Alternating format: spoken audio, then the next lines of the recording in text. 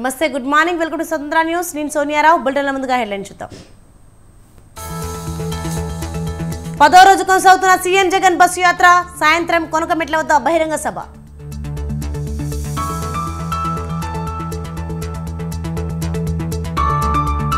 కొనసాగుతున్న చంద్రబాబు ఎన్నికల ప్రచారం ఇవాళ పామరు పెనమలూరులో ప్రజాగలం సభలు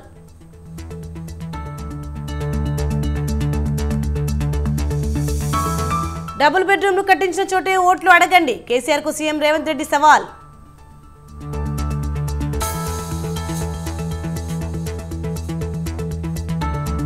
ఎంపీ ఎన్నికల్లో బీజేపీ సత్తా ఏంటో చూపిస్తాం తెలంగాణలో మెజార్టీ సీట్లు గెలుస్తామన్న కిషన్ రెడ్డి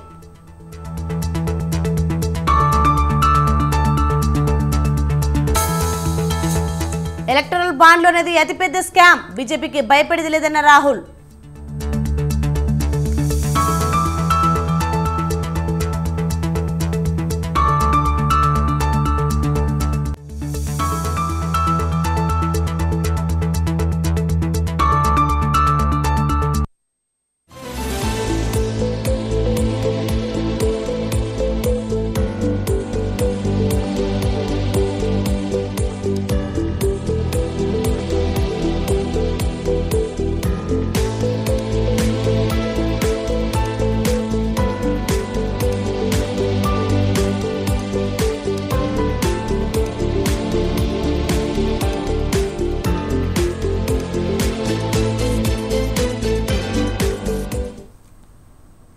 బ్రేకింగ్ న్యూస్ చూస్తున్నాం. తుక్కుగూడ జనజాతర బహిరంగ సభకు వచ్చిన డిప్యూటీ సీఎం బట్టి విక్రమార్క కాన్వాయ్లోని ఓ వాహనాన్ని పోలీసులు అనుమతించకుండా అత్యుత్సాహం ప్రదర్శించారు. డిప్యూటీ సీఎం కాన్వాయ్లోని వాహనమని సభలోకి వెళ్లేందుకు డయాస్ పాస్ ఉందని డ్రైవర్ చెప్తున్నా వినిపించుకోలేదు. పైగా డ్రైవర్ శ్రీనివాస్ పై రాచకొండ పోలీస్ కమిషనర్ తరుణ్ జోషి చేయి చేసుకున్నారని అతడి జేబులోని ఐడి కార్డును లాక్కొని వాహనాన్ని నిలిపివేశారు. అరగంట తర్వాత తిరిగి ఆ డ్రైవర్ని పిలిపించి చుట్టూ పోలీసులు నిలబెట్టి ఏసీపీతో కొట్టించారనే ఆరోపణలు వచ్చాయి. ఈ దృశ్యాలను చిత్రీకరిస్తున్న వీడియోగ్రాఫర్ ఇతరుల సెల్ ఫోన్లను పోలీసులు లాక్కొని చేయి చేసుకున్నారు.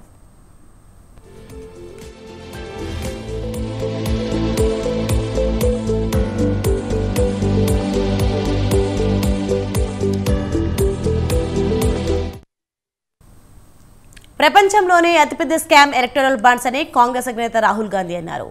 దేశంలో బీజేపీలో అతిపెద్ద వాషింగ్ మిషన్ నడిపిస్తుందని ఎద్దేవా చేశారు. మోదీ ప్రభుత్వం ధనవంతులకే 16 లక్షల కోట్ల రుణమాఫీ చేసిందని విమర్శించారు. రంగారెడ్డి జిల్లా తుక్కుగూడలో కాంగ్రెస్ జాతీయ మేనిఫెస్టోను రాహుల్ గాంధీ విడుదల చేశారు. ప్రజల హృదయాల నుంచి పుట్టిందే తమ గ్యారంటీల పత్రమని రాహుల్ అన్నారు. మోదీ ప్రభుత్వం రైతులకు మాత్రం ₹1 కూడా రుణమాఫీ చేయలేదని విమర్శించారు. గత బీఆర్ఎస్ ప్రభుత్వం వేలాది మంది ఫోన్లు ట్యాపింగ్ చేసిందని ఆరోపించారు.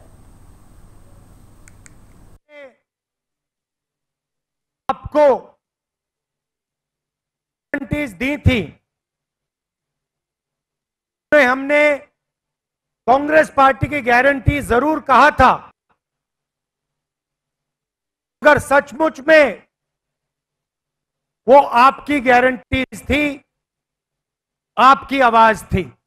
जब हमने 500 रुपए सिलेंडर की बात की थी, 200 यूनिट मुफ्त बिजली की बात की थी, गृह लक्ष्मी की बात की थी, फ्री बस ट्रैवल की बात की थी, तो वो हमने आपकी आवाज सुनकर गारंटीज निकाली थी.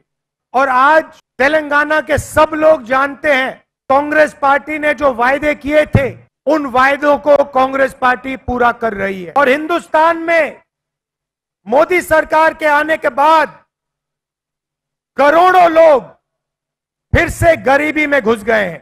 इसीलिए हम एक नारी न्याय कानून लाएंगे. नारी न्याय हिंदुस्तान के हर गरीब परिवार की एक महिला के बैंक अकाउंट में साल में 1 लाख रुपए डालेगी. ये क्रांतिकारी कदम है. इससे पूरे देश का चेहरा बदल जाएगा.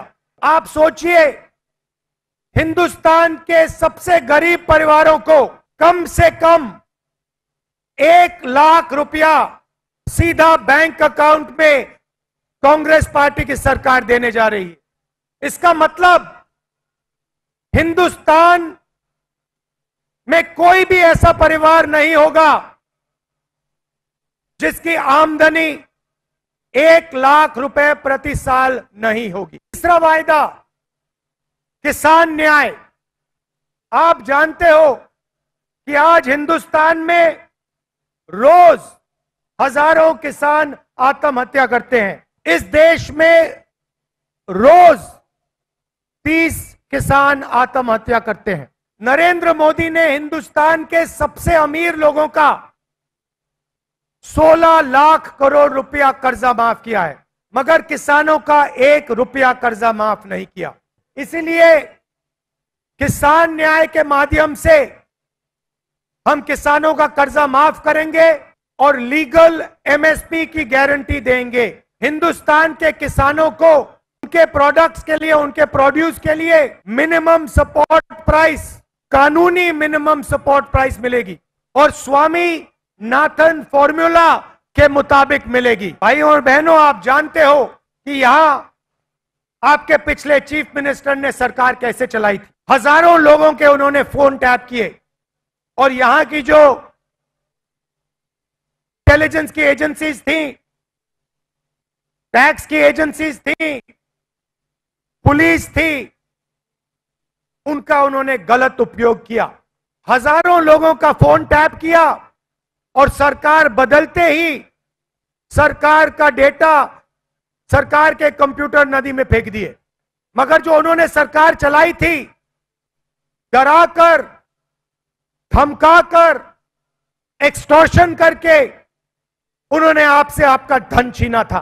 रात को फोन कॉल आता था, आपको धमकाया जाता था और आपसे पैसे, आपके पैसे छीने जाते थे, आपसे लूटे जाते थे। आज तेलंगाना में कार्रवाई शुरू है। కేసీఆర్ 10 ఏళ్లు రాష్ట్రాన్ని దోచుకున్నారని సీఎం రేవంత్ రెడ్డి అన్నారు. కేసీఆర్ 10 ఏళ్లలో 100 ఏళ్ల విధ్వంసం చేశారని మండిపడ్డారు. ఎలా పడితే అలా మాట్లాడితే కేసీఆర్ను జైల్లో పెడతామని హెచ్చరించారు. లోక్సభ ఎన్నికల్లో ఇండియా కూటమిని గెలిపించాలని పిలుపునిచ్చారు.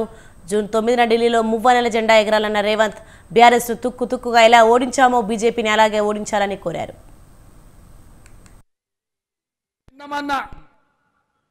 ఆ మధ్యలాన్ని కుక్కలు మొరిగినాయి. నిన్న మొన్న ఒక నక్క బయలుదేరింది, మొన్న సూర్యాపేటకు పోయింది, నిన్న కరీంనగర్ పోయింది. ఆయన అంటుండు నన్ను ఏం బిక్తారు మీరని. మొన్న మాట్లాడింది మీరు చూసుంటారు, కేసీఆర్ గారు మాట్లాడింది, నా ఎంటిక కూడా బీకలేరని మాజీ ముఖ్యమంత్రిగా మాట్లాడిండు. ఇది మాజీ ముఖ్యమంత్రి మాట్లాడే భాషనేనా? భాష గురించి, భావం గురించి, ప్రజా సమస్యల గురించి మాట్లాడే చంద్రశేఖర్ రావు 10 సంవత్సరాలు ఈ తెలంగాణ రాష్ట్రంని పట్టి పీడించి వేధించి దోసుకొని దోపిడి దొంగలాక అడవి పందుల్లాక తెలంగాణ రాష్ట్రాన్ని సర్వనాశనం చేసి 10 సంవత్సరాలలో 100 సంవత్సరాల విధ్వంసం చేసినావు. ఇవాళ మమ్మల్ని ఎంటిక బీకలేరంటావా?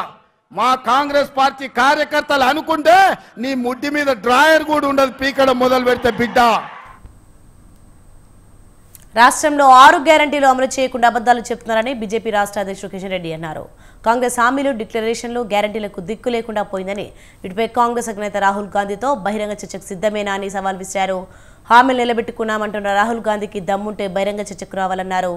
కాంగ్రెస్ ఇచ్చిన హామీలు అమలు కావాలంటే ఆ పార్టీ కార్యాలయంలో నోట్లు ముద్రించే యంత్రాలు పెట్టుకోవాలని కిషన్ రెడ్డి ఎద్దేవా చేశారు. చాలా పెద్ద పెద్ద మాటలు మాట్లాడడం జరిగింది. ఆయన చెప్పాడు, గత శాసనసభ ఎన్నికల్లో నేను మేనిఫెస్టోని ఇక్కడ విడుదల చేశాను, తెలంగాణలో మా ప్రభుత్వం వచ్చిన తర్వాత ఇచ్చిన మాట నిలబెట్టుకున్నామని ఆయన ఉపన్యాసం ప్రారంభించాడు. అంటే రాహుల్ గాంధీకి సమాజం ఎట్టిపోతుందో, తన పార్టీ ఏం మాట్లాడుతుందో, తను ఏం మాట్లాడుతున్నాడో, తన పార్టీ ప్రభుత్వము ఏం చేసిందో కూడా తెలియని పరిస్థితుల్లో మరి ఈరోజు రాహుల్ గాంధీ ఉన్నాడు. రాహుల్ గాంధీని ఒకటే అడుగుతా ఉన్నాను, 100 రోజుల్లో 6 గ్యారెంటీలు అమలు చేస్తామన్నారు కదా, 6 గ్యారెంటీలు అమలు చేయకుండా మీరు ఈరోజు మీ గ్యారెంటీలను టోటల్ గా ఫెయిల్యూర్ అయ్యి గారెడీలుగా మారి ఈరోజు అబద్ధాలు మాట్లాడుతుంటే దయ్యాలు వేదాలు వలిస్తున్నట్టుగా ఉంది. నిలబెట్టుకోకుండా ఈరోజు మాట్లాడే నైతిక హక్కు లేదు. చర్చకు సిద్ధంగా నేను అడుగుతా ఉన్నాను. తెలంగాణ ప్రజల తరఫున నేను పాల్గొంటాను. కాంగ్రెస్ పార్టీ ప్రభుత్వం తరఫున రాహుల్ గాంధీ చర్చకు రావాల్సిందిగా కోరుతా ఉన్నాను. ఈరోజు చాలా పెద్ద పెద్ద మాటలు మాట్లాడడం జరిగింది. ఆయన చెప్పాడు, తెలంగాణలో రైతు చుట్టూ రాజకీయం తిరుగుతోంది. బీఆర్ఎస్ కాంగ్రెస్ నేతల మధ్య డైలాగ్ వార్ ముదురుతోంది. విమర్శలు ప్రతి విమర్శలు, సవాళ్లు ప్రతి సవాళ్లతో పొలిటికల్ హీట్ సెగలు కక్కుతోంది. అన్నదాతకు అండగా పోరుబాట పెట్టిన గులాబీ దళం రేవంత్ సర్కార్పై విరుచుకుపడడంతో రాష్ట్ర రాజకీయాలు మరింత వేడెక్కాయి.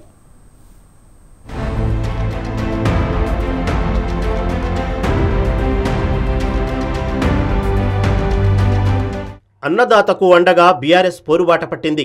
రాష్ట్ర వ్యాప్తంగా రైతు దీక్ష పేరుతో ఆందోళనకు దిగింది. పంటలు ఎండిపోవడానికి రేవంత్ సర్కారే కారణమని ఆరోపిస్తూ కాంగ్రెస్ను టార్గెట్ చేసింది. కాలం తెచ్చినా కరువు కాదు, కాంగ్రెస్ తెచ్చినా కరువే అంటున్న గులాబీ నేతలు పంట ఎండి నష్టపోయిన రైతులను ఆదుకోవాలని, అలాగే ఎన్నికల సమయంలో ఇచ్చిన హామీలను వెంటనే అమలు చేయాలని డిమాండ్ చేస్తూ నిరసనను ఉధృతం చేస్తోంది.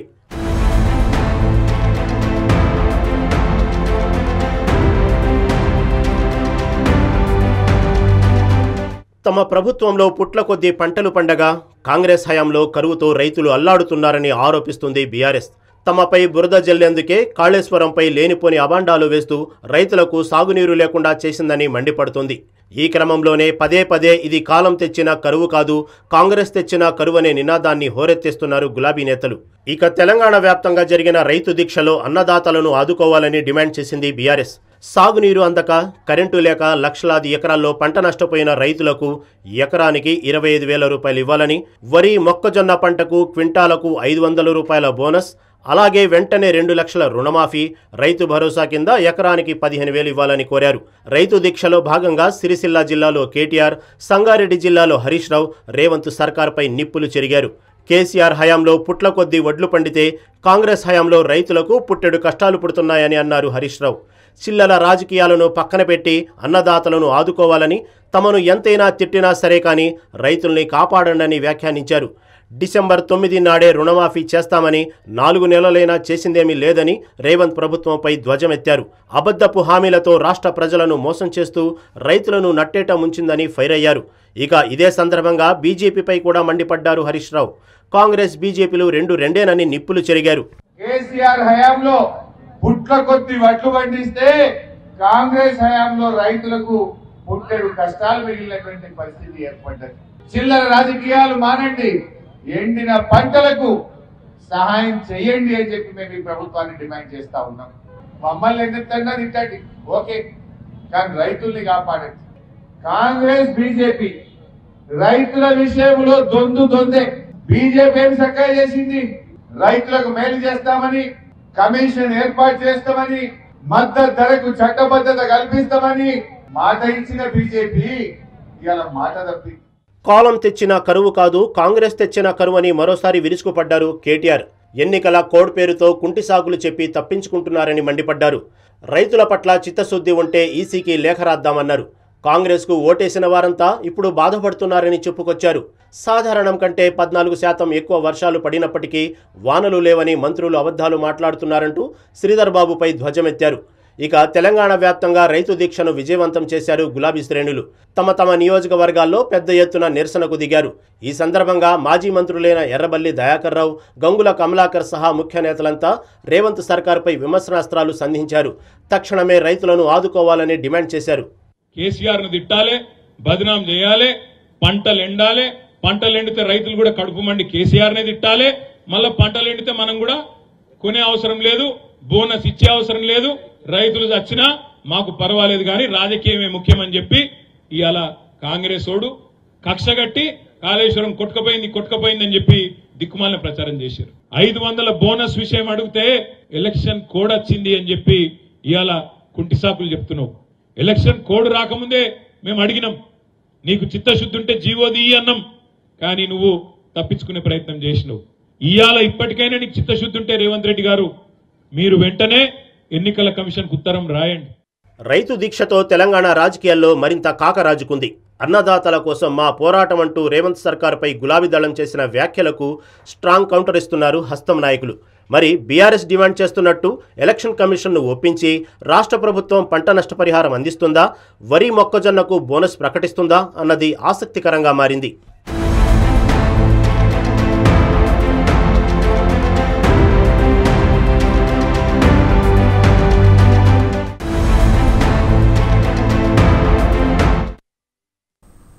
చంద్రబాబు వల్లే బీజేపీ జనసేనకు అసలు ఉనికే లేకుండా పోయిందని వైఎస్ఆర్సీపీ రాష్ట్ర కార్యదర్శి సజ్జల రామకృష్ణారెడ్డి అన్నారు.